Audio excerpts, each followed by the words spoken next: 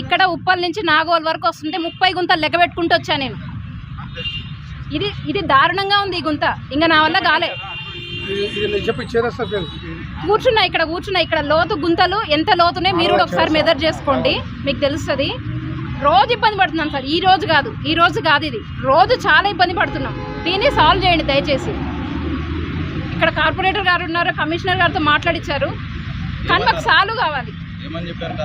Asset allocate చేశాయని చెప్పారు budget, కానీ ఎప్పుడు సాల్వ్ అవుతుంది అనేది డెడ్ లైన్ ఇవ్వలేదు. ఆ డెడ్ లైన్ ఇవ్వాల్సిందిగా కోరుతున్నాను. మళ్ళీ అప్పటి వరకు మేము మాట్లాడాం, డెడ్ లైన్ ఇవ్వండి, ఒక టైం లైన్ ఇవ్వాలి. ఏంటి సార్, ఎలక్షన్ కోడ్ ఉంది, అదే అలొకేట్ అయింది, కానీ శాంక్షన్ అయింది, కానీ ఎప్పుడు చేస్తారో ఎవరు చెప్పలేదు. కమిషనర్ గారు కానీ కార్పొరేటర్ కానీ ఒక డెడ్ లైన్, ఒక డేట్ ఇస్తే మేము మళ్ళీ మాట్లాడం.